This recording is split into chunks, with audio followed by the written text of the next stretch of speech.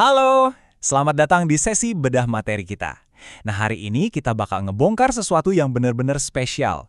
Ibaratnya ini tuh kayak peta jalan rahasia menuju salah satu kompetisi sains paling bergengsi di Indonesia.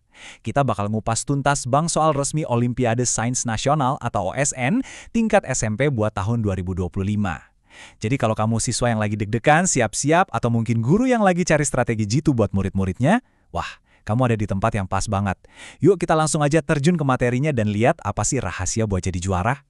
Oke, ini dia rute perjalanan kita hari ini. Pertama, kita bakal kenalan dulu sama OSN. Kedua, kita intip struktur berjenjang kompetisinya. Dan yang ketiga, ini yang paling seru. Kita bakal langsung bedah soal sains tingkat kabupaten. Kita masuk ke bagian pertama, mengenal Olimpiade Sains Nasional. Pertanyaannya, kenapa sih dokumen resmi dari kementerian ini tuh super penting buat talenta muda kita? Coba perhatikan baik-baik. Ini bukan sekedar buku kumpulan soal yang bisa kamu beli di toko buku ujung jalan ya.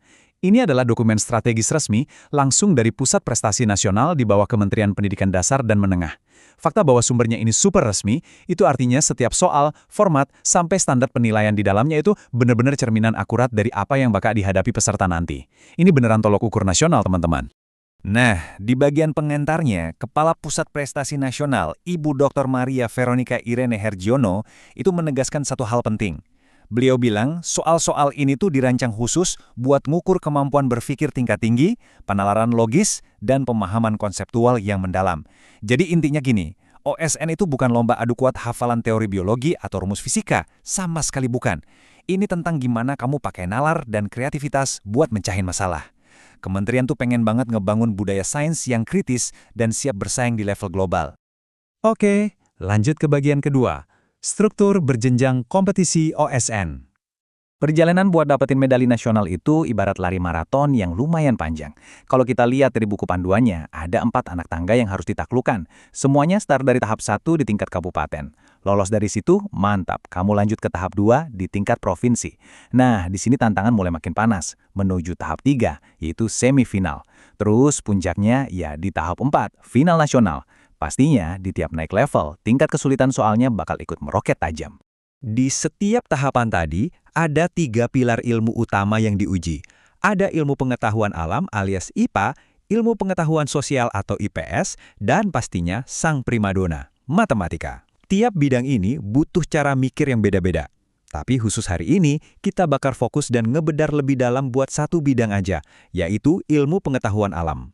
Tapi tunggu dulu, sebelum otak kita mulai ngebul mikirin soal, lihat deh maskot burung hantu OSN yang super energik ini. Maskot ini ngingetin kita satu hal penting, walau perjalanannya menuntut kerja keras akademik, OSN itu pada dasarnya adalah petualangan yang seru banget buat anak muda Indonesia. Ini tuh perayaan buat rasa ingin tahu dan kebebasan mengeksplorasi sains. Nah, ini dia yang ditunggu-tunggu, bagian 3, bedah soal sains kabupaten. Tarik napas panjang, siapkan fokus kamu.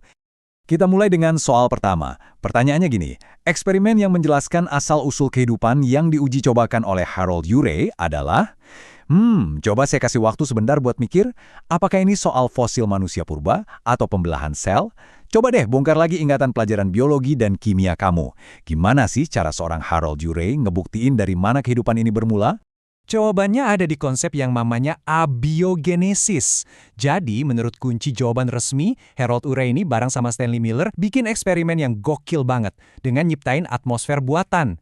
Mereka mencampur gas metana, amonia, hidrogen, dan uap air, yang mana ini adalah gambaran atmosfer bumi zaman purba banget. Terus campuran itu dikasih muatan listrik buat niruin sambaran petir. Hasilnya luar biasa, terbentuklah senyawa organik kayak asam amino, yang pada dasarnya adalah batu bata penyusun kehidupan. Jadi, jawaban yang benar adalah menyintesis senyawa organik dari gas-gas yang menyerupai atmosfer purba. Keren kan? Ini bukti nyata kalau sains itu bukan cuma menghafal nama ilmuwan, tapi memahami proses kimia yang revolusioner. Lanjut, jaga momentumnya. Soal kedua ini bakal geser fokus kita dari asal-usul kimiawi tadi masuk ke ranah ekologi. Pertanyaannya menantang kita buat nyari tahu skenario mana di padang rumput yang menunjukkan interaksi antara komponen biotik dan abiotik. Di pilihannya ada, 2 banteng lagi berantem, ular lagi mangsa tikus, suhu yang ngaruhin kelembapan, atau rumput yang nyerap air dari tanah. Coba deh dianalisa, mana yang paling pas ngegabungin 2 dunia yang beda ini? Mari kita preteli pelan-pelan. Biotik itu kan artinya semua yang hidup, kayak rumput, banteng, ular, tikus. Nah, kalau abiotik itu kebalikannya, komponen lingkungan yang nggak hidup. Contohnya air, tanah, atau suhu. Kalau banteng berantem sama banteng, yaitu biotik ketemu biotik. Kalau suhu merubah kelembapan, itu abiotik sama abiotik.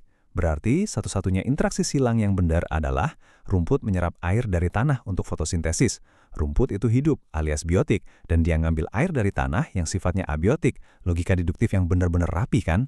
Kalau kamu tadi berhasil nebak 2 pertanyaan tadi dengan alasan yang logis, wah selamat, kamu baru aja nerapin jenis penalaran kritis yang lagi dicari-cari banget sama Pusat Prestasi Nasional. Persis kayak si burung hantu pakai kaca pembesar ini, kamu nggak cuma ngeliat pertanyaan dari luarnya aja, tapi benar-benar menganalisis sampai ke akar-akarnya buat nemuin jawaban yang paling masuk akal. Sebagai penutup sesi bedah materi kita, saya mau ninggalin satu pertanyaan yang lumayan penting buat direnungkan. Apakah kamu siap buat jadi talenta sains Indonesia berikutnya?